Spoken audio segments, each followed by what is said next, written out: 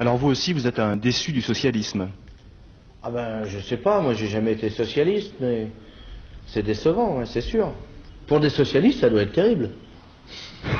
Mais pas pour vous. Ben moi, ça va, de toute façon, je suis pas moins riche qu'avant, sous l'ancien régime, je m'en fous, c'est pas la question. Mais on a l'impression aussi qu'il y a une espèce de dégoût de la politique. Bah oui, c'est normal, eh. Mais c'est normal, eh. C'est le vôtre aussi. Ah, c'est la dernière fois que les mecs votent, là, c'est sûr. Parce que si tout ce qu'on peut avoir à la place de la droite qu'on a eu pendant 30 ans, c'est ça, c'est la dernière fois qu'ils votent, les mecs, c'est sûr. Moi,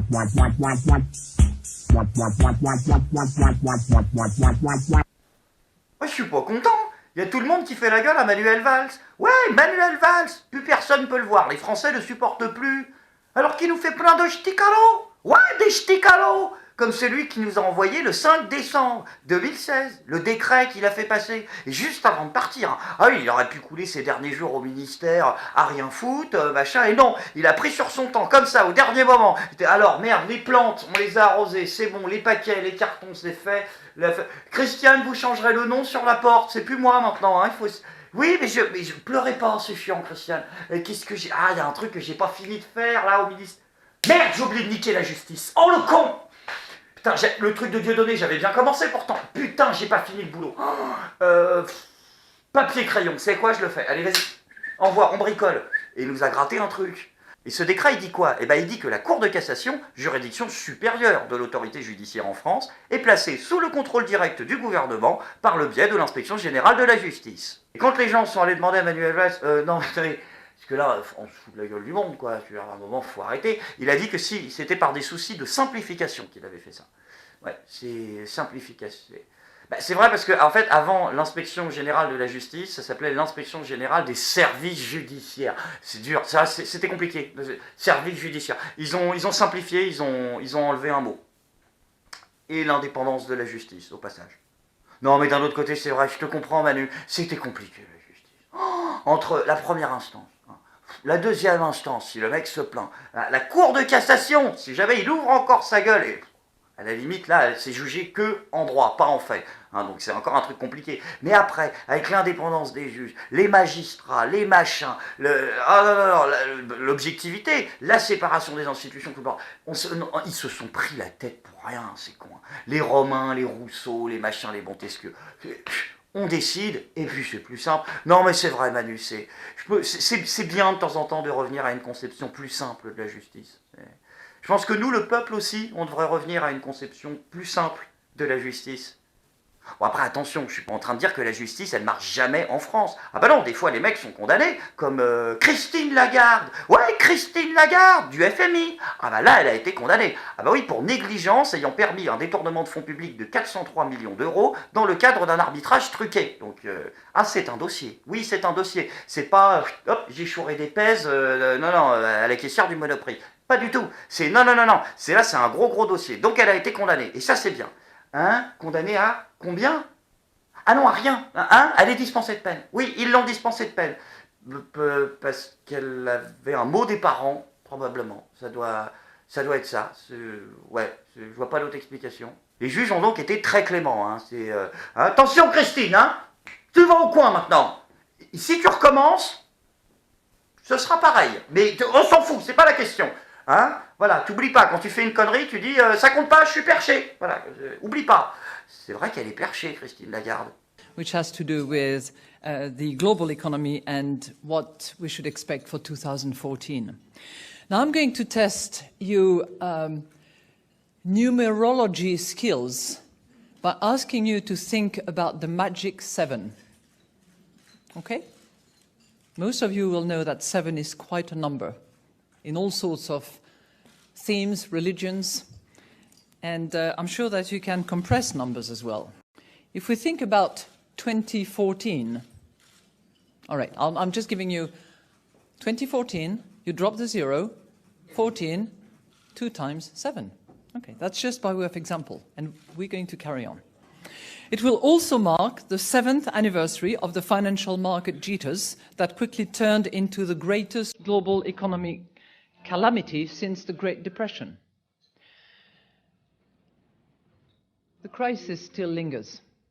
Yet, optimism is in the air.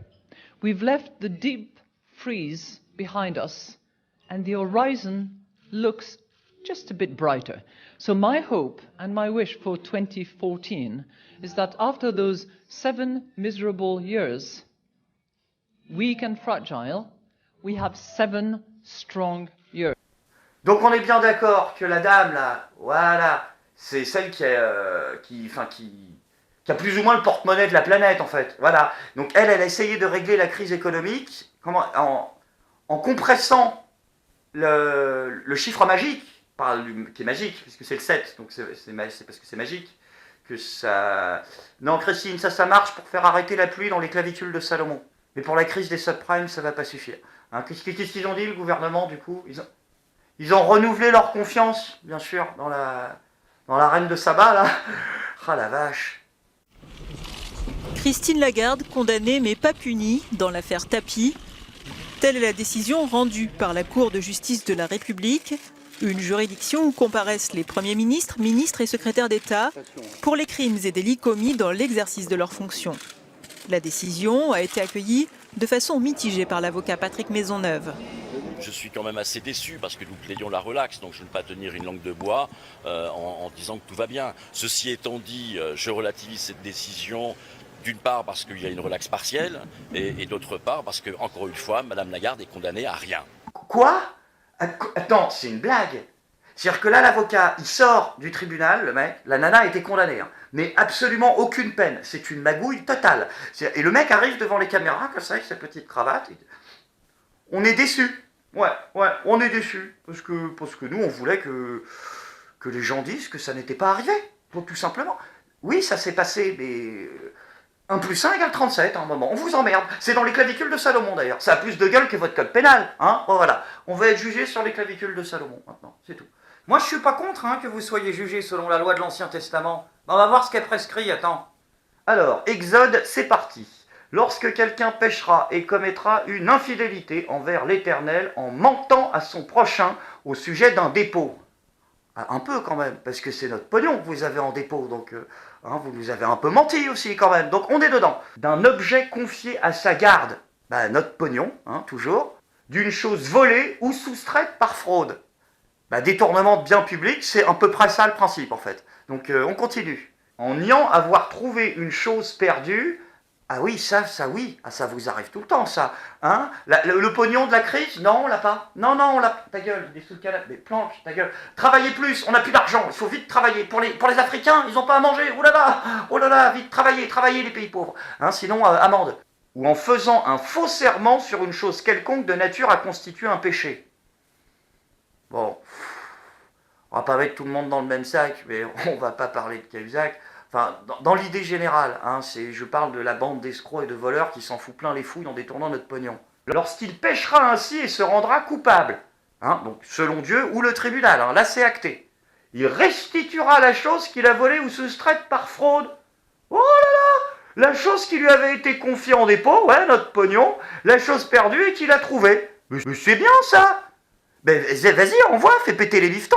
Ou la chose quelconque sur laquelle il a fait un faux serment, il en restituera en son entier et il y ajoutera un 5e.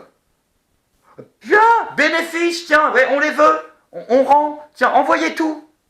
Et il amènera pour l'Éternel au sacrificateur un bélier sans défaut, prix du troupeau d'après ton estimation. Gardez le bélier. Ouais, à la limite, voilà, cadeau, on est gens, on va pas se balader, on s'en fout. Donc gardez le bélier. Le pognon, par contre, les 403 millions, on partage. La Cour reconnaît donc l'ancienne ministre de l'économie coupable d'une négligence coûteuse pour les deniers publics en autorisant un arbitrage privé sur le litige entre Bernard Tapie et le Crédit Lyonnais sans avoir consulté d'autres avis. Le fait que Christine Lagarde n'écope pas de peine ni d'inscription au casier judiciaire relève d'une disposition du Code pénal selon laquelle le reclassement du coupable est acquis.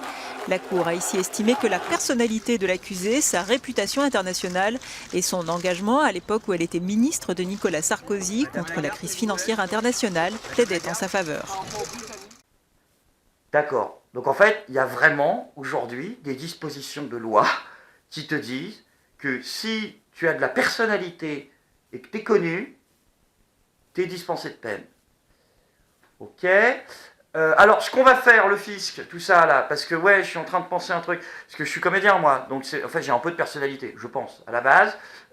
Du coup, et vu que je commence un peu à être connu, hein, les gens dans la rue tous les jours, ils sont là, je suis pas content, ça me plaît et tout. Donc, est-ce que je peux essayer d'arrêter de payer mes impôts jusqu'en 2065 ou pas?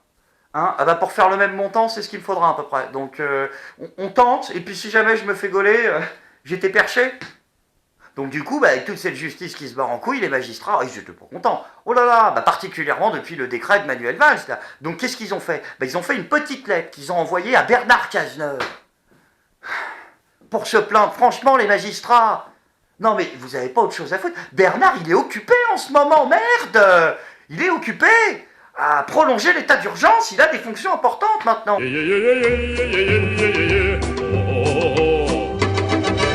Enfin, d'un autre côté, les magistrats, ils n'avaient pas le choix. Ah oui, s'ils voulaient se plaindre, il fallait écrire à Bernard Cazeneuve. Hein. C'est lui maintenant notre nouveau premier sinistre. Ah oui, maintenant il a un vrai boulot, Bernard Cazeneuve. C'est sérieux, hein. Donc là, il a fait son discours d'intronisation et tout. C'est fini les petites blagues. Hein. Je n'ai qu'une volonté, dans les mois qui se présentent à moi, c'est de faire en sorte que par l'intensité du travail, chaque mois compte au moins triple. Non, ça va. C'est pas nécessaire du tout, Bernard, parce que... Là, il est en train de nous dire qu'en fait, s'il y allait à normal, mollo, puis là, il passe la seconde. Ah ben, la triple, du coup. Ouh là là, non, c'est régime normal, c'est déjà beaucoup. Ce qui me permettra d'être le Premier ministre qui sera resté le plus longtemps. Et comme ce n'est pas ce que l'on me promet, j'ai décidé de me le promettre à moi-même.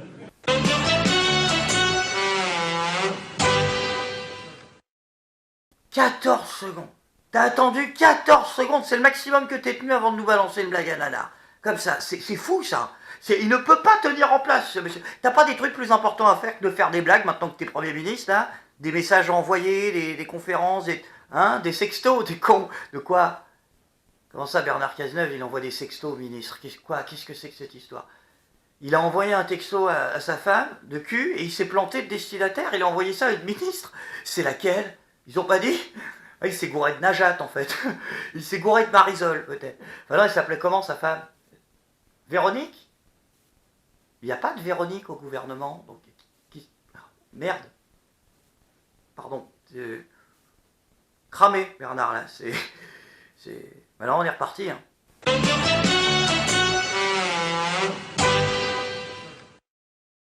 Lui qui voulait redresser la France, ah bah il n'y a pas que la France qui veut redresser, visiblement. Bon, après, on s'en fout en même temps, il fait ça sur son temps libre, tant qu'il fait pas ça sur son lieu de travail.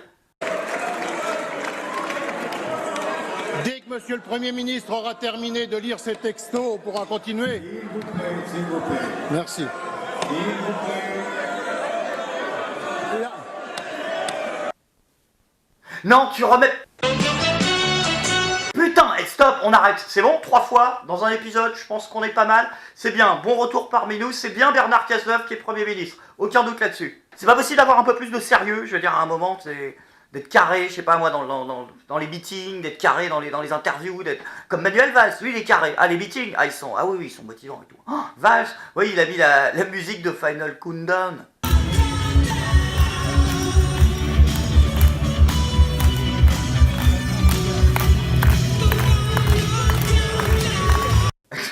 Non, mais il y a 3 personnes qui tapent des mains. C'est pire qu'à la kermesse de Mondeveux. Oh, la honte! Non, sans déconner, malaise, mais un truc sur l'échelle de Villejuif, on est à 29, là. C'est pas possible. En même temps, remarque, tu me diras, Final Countdown, ouais, les paroles, c'est l'histoire d'un mec qui se barre, en fait, qui quitte la Terre, et qui dit aux gens qu'a priori, il est pas sûr de revenir. Hein? Mais non, mais si c'est une promesse de campagne, moi, ça me va. En même temps, d'un autre côté, ça l'empêche pas d'être vraiment du côté du peuple. Ah, dans les mots, oui, ça, il l'a dit. Hein. Il a dit le 11 décembre, il a dit « Ma candidature est une révolte ». Donc c'est sérieux. Et le 14 décembre, il a dit « C'est vous qui représentez le système ». Il disait ça aux journalistes. « C'est vous qui représentez les systèmes dont les Français ne veulent plus ». Hein? Pas l'impression d'en avoir fait un peu partie, mon cochon?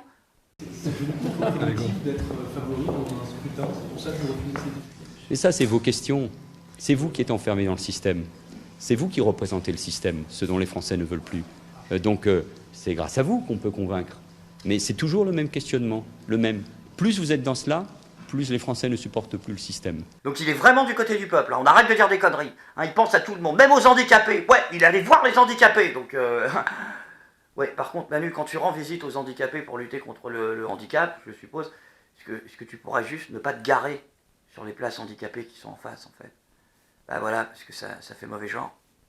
Donc maintenant, les gens, on arrête de critiquer Manuel Valls. Il fait plein d'efforts pour vous, il défonce, il va à gauche, il va à droite, à Paris, à Miami, tac, à Rambouillet, le mec, il va dans toutes les tirs. Hop là, j'ai pas le temps, là. Et on y retourne. Ah, il a plus de naso en ce moment, Manuel Valls, avec tout ce qu'il prend. Il se nique la santé, mais pour vous. Il a même plus le taille. Il est obligé de se faire livrer par son dealer à l'arraché, comme ça, devant les meetings. L'autre, il arrive comme ça. Tiens, hop, tiens, Manu, prends. Hop là, merci, c'est bon, tac, j'y vais, j'enchaîne. Ouais, non, mais c'est franchement, les gars, vous critiquez, mais putain, il s'investit quand même. Bon, après, le problème, c'est que... Bah, je crois qu'avec tout ce qu'il doit taper, il raconte n'importe quoi, hein, Manuel Valls. C'est un début d'Alzheimer ou un truc. Ah bah oui, parce que le plus gros cadeau, là, de tous les ch'tis cadeaux, c'est plus un ch'ti cadeau, c'est un gros cadeau qu'il nous promet s'il est élu président de la République. Asseyez-vous, parce que oui, je le dis pas souvent, mais là c'est important, c'est le plus gros foutage de gueule de la 5ème République quand même. Attention, c'est parti, voilà, bien droit les oculaires, attention, ce n'est pas un fake, je précise parce qu'on me demande souvent. Je connais parfaitement les effets pervers du 49.3. Je suis très lucide, et puis j'ai appris. Et puis on prend du recul. Dans la société de la participation dans laquelle nous vivons, son utilisation est devenue dépassée et elle apparaît comme brutale. Donc, je proposerais que, hors texte budgétaire, parce que la nation a besoin d'un budget, je proposerais de supprimer purement et simplement le 49.3. Après, d'un autre côté, je le comprends, Manu. C'est normal qu'ils veuillent nous faire plein de ch'tis cadeaux. Ah bah lui aussi, on lui en a fait un de ch'tis cadeaux. Non, vous êtes pas au courant ? Quand il quitte Matignon, c'est toujours la même histoire. Une poignée de main avec le successeur et puis s'en va en voiture. Alors on s'est posé une question. Que devient la voiture de fonction quand il n'y a plus de fonction ? Pour commencer, il nous a fallu mettre la main sur un document top secret. Ce discret décret de 1997 n'a jamais été rendu public. C'est même prévu à l'article 3. Le décret ne sera pas publié au journal officiel de la République française. Mais que dit-il de si secret, ce discret décret ? L'État met à la disposition des anciens premiers ministres sur leur demande un agent pour leur secrétariat particulier, un véhicule de fonction et un conducteur automobile. Combien d'anciens ministres bénéficient-ils à leur demande de ces avantages à vie ? Là encore, pas facile d'avoir l'information. Cette question, notre consort Mathilde Mathieu l'a posée il y a 1 an au secrétariat général du gouvernement. Réponse ? Pas de réponse. Du coup, je saisis la CADA, qui est la commission indépendante qui se charge de rappeler aux administrations qu'elles doivent communiquer les documents demandés. J'attends pendant des mois. 13 mois d'attente précisément pour obtenir un listing. Frais de personnel, frais de carburant, réparation de la voiture. Au total pour l'année 2014, 862 000 €. Et tous les anciens premiers ministres ont demandé à bénéficier de ces avantages, sauf Laurent Fabius, qui était ministre. 10 mois à Matignon pour Édith Cresson et pour elle en 2014, pas de chauffeur, mais toujours une voiture de fonction et une assistante payée par l'État. Facture, un peu plus de 43 500 €. En 2014, Jean-Marc Ayrault cumulait les 2 avantages depuis son départ de Matignon. Un peu plus de 82 200 €. Édouard Balladur, lui, n'a plus d'assistante depuis 2013, mais il a changé de voiture. Facture pour lui, plus de 87 500 €. Plus dépensier Lionel Jospin, plus de 94 000 €. Jean-Pierre Raffarin, plus de 103 000 €. Dominique de Villepin, plus de 106 000 €. Alain Juppé, presque 108 000 €. Record de dépenses pour François Fillon, un peu plus de 113 700 €. Oh, notre futur président. Ah bah lui, par contre, ça doit lui faire bizarre de prendre la voiture. Hein? Ah bah parce que quand il était au gouvernement, François Fillon, il prenait un Falcon, ouais, de la République, un avion, pour faire aller chez lui tous les week-ends en fait. Comme ça, il faisait l'aller-retour en avion, il voulait pas prendre la voiture. C'est le mec qui dit aux Français de travailler plus, c'est ça, parce qu'il faut se serrer la ceinture. Ok, non mais c'est bon, j'ai rien dit. Des avantages qui se cumulent parfois avec d'autres. François Fillon est député, Jean-Pierre Raffarin, lui, est sénateur. Tous deux bénéficient d'assistants et de frais de représentation payés par le Parlement. Rien de choquant, selon ce collaborateur de Jean-Pierre Raffarin. En tant qu'ex-premier ministre, il a beaucoup plus de sollicitations qu'un parlementaire classique. Il est donc normal qu'il ait plus de moyens. Non mais je suis désolé, moi je suis pas d'accord, j'ai pas envie de lui payer une bagnole avec mes impôts. Et puis si on a envie de soutenir Manu, quitte à lui payer un truc qui lui sert à quelque chose, un truc utile pour 2017, pour quand il sera président, hein, bah je sais pas, des cours d'arabe par exemple. Ah oui, parce que là il était en Tunisie en déplacement, il est léger encore hein, au niveau du tout ce qui est syntaxe. Je viens donc de vous le dire, de rencontrer le président de la République, BCE, comme on dit ici, Kaïd Essibi, et je verrai de nouveau dans un instant le Premier ministre. Voilà, c'est-à-dire qu'en fait, là, si les gens se marrent, Manu, c'est parce qu'en fait, le président, il s'appelle pas Ezibi, mais c'est surtout que, en fait, Ezibi, en arabe, ça veut dire bite, en fait, tout simplement. Donc c'est pas le moment, quoi. Donc c'est pas parce qu'en France, tout le monde traite François Hollande de gland que dans tous les pays du monde, ils traitent leur président de bite, hein. C'est pas une coutume très très répandue en dehors de l'Hexagone.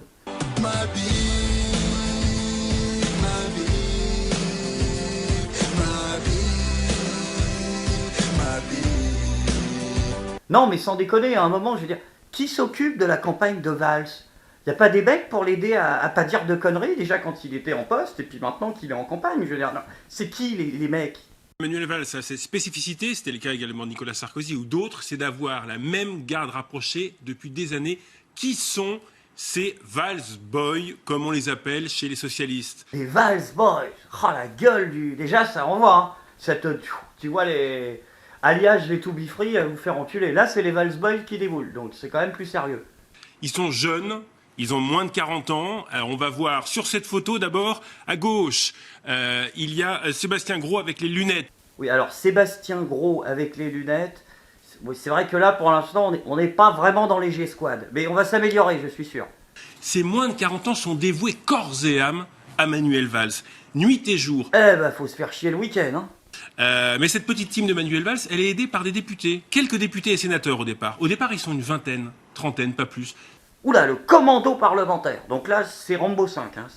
C'est la nouvelle génération qui va te tataner la gueule. C'est Schwarzenegger, là. On est dans commando. C'est les parlementaires dissidents, ceux qui sont d'accord avec Manuel Valls, qui sont contre ceux qui représentent le système. C'est toute la nouvelle génération, là, qu'on nous vend, tous les mecs 2.0 de l'avenir. Alors on y va.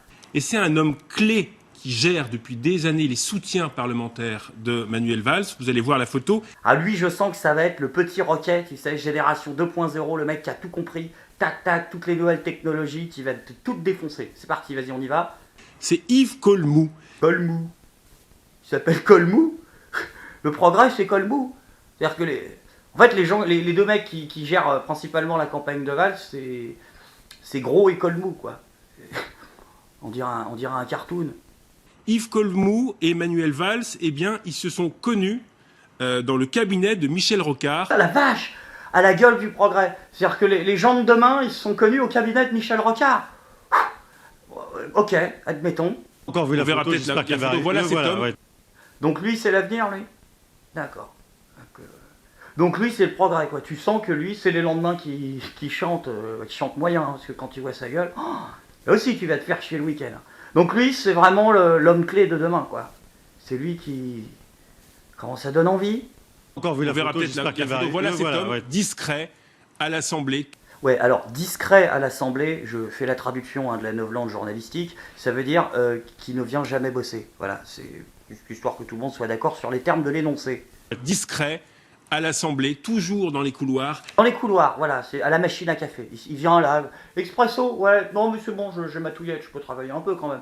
Voilà, il reste dans les couloirs. Il connaît par cœur la carte électorale, il connaît par cœur tous les soutiens parlementaires. Voilà, c'est-à-dire que ce type, en fait, c'est, comment dire, il connaît par cœur la carte électorale. Ah mais c'est le meilleur dans sa discipline. Il connaît le rapport entre tous les parlementaires. C'est un génie de cette discipline-là, peut-être le meilleur en Europe. Il sait qui est pote avec qui a bouffé avec machin, que tous les rapports depuis 56, que le cabinet de machin s'est engueulé avec bidule, qu'il faut plus parler. Le mec connaît tout. C'est-à-dire que c'est comme si le type était un champion du monde d'un jeu nul à chier. Un truc sans intérêt. C'est champion du monde de Marel. Un virtuose du kazoo. Ça me fascine comme on peut être aussi compétent dans un domaine aussi intermédiaire. Bon, attention, il n'y a pas non plus que des faux jeunes dans la course à l'élection présidentielle. On a aussi des vrais jeunes, les vrais jeunes de gauche, le vrai progrès, le vrai changement. Et c'est Emmanuel Macron. Ah, Emmanuel Macron, ça y est, il se prend pour Kennedy, l'autre. Ah, il est chaud, il est très chaud. Trop chaud. Mais maintenant, votre responsabilité, c'est d'aller partout en France pour le porter et pour gagner ce que je veux, c'est qu'on me donne un micro, parce que j'en ai marre de gueuler depuis le début du truc. c'est que vous, partout, vous alliez le faire gagner, parce que c'est notre projet. Vive la République, vive la France. La cocaïne, sponsor officiel du Parti Socialiste depuis 1972. La cocaïne, c'est fun. Oh, sans déconner. Non, mais faut pas t'y croire, Manu. Ah oui, il s'appelle Manu, lui aussi, dis donc, c'est marrant, ça. Non, mais non, là, ça va, les 3/4 des mecs, c'est des acteurs. Arrête de nous prendre pour des cons. Il y a personne dans la boutique. Manu, on n'est pas sur Twitter, là. Hein, Ah, d'ailleurs, en parlant de Twitter, j'ai fait comme avec Najat, j'ai fait un Twitter audit sur ton compte. J'ai pas pensé au tien, parce que je me suis dit, lui, il est jeune, il connaît les nouvelles technologies. Non, 60% des followers Twitter de Macron, c'est des fakes. C'est lui qui les a créés, ou c'est des bots, ou des merdes qu'ils ont foutus au Parti Socialiste à l'époque, je sais pas quoi. Non, c'est bien, c'est aussi la jeunesse du fake. Et en même temps, franchement, même avec 40% de vrais followers, pour les conneries que tu balances, ça sert à rien. Hein. Ça sert à rien que là, l'autre, il a voulu nous la faire en mode regardez, je suis proche des jeunes. Alors, avec Mathias, lycéen à Bourg-en-Bresse, il rejoint sa mère expatriée en Guadeloupe pour Noël. Des collèges gibidants pour les Antilles. Bah oui, Merry Christmas, Emmanuel Macron, sauf que c'est pas un expat. Parce qu'expat, c'est dans les autres pays, en fait. Et la Guadeloupe, fait partie du territoire de la République française, en fait. Donc, du coup, c'est... Hein. Non, lui, il a fait que éco en fac, c'est ça. Géo, il a pas pris les cours. Oh, bah, c'est pas grave. C'est pour faire quoi comme métier? Président de la République? Bon, ça va. Après les États-Unis, Long live the United States. après le Royaume-Uni, Vive le Royaume-Uni. après la Nouvelle-Calédonie, La Nouvelle-Calédonie a une identité particulière. après Madagascar, Parce que Madagascar a été longtemps après le Moyen-Orient, la situation au Moyen-Orient. François Hollande présente l'Arménie. C'est aussi qu'il y a toujours de l'espoir. Partout. En Arménie comme en Turquie.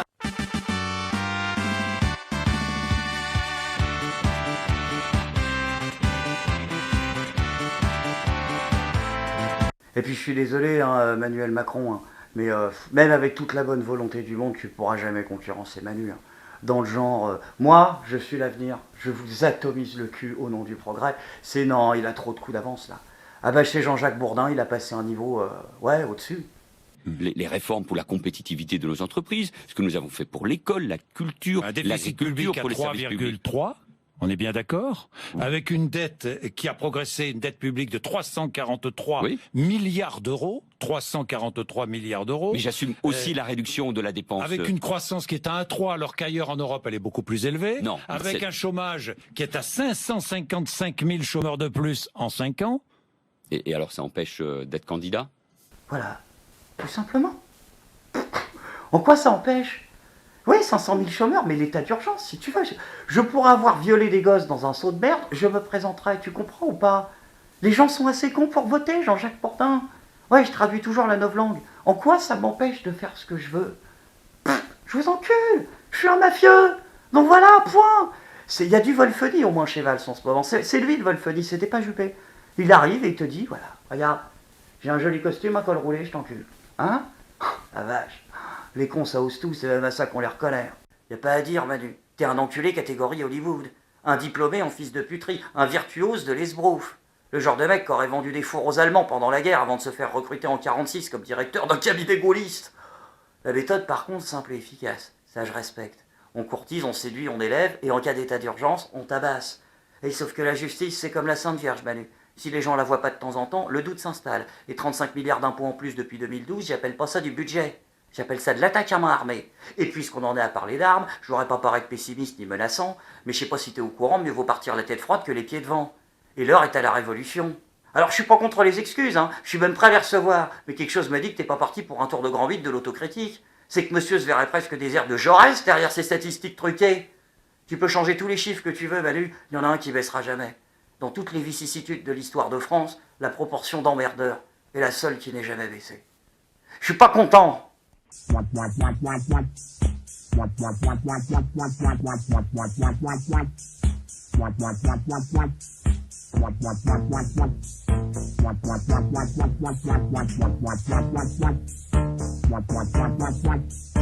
What?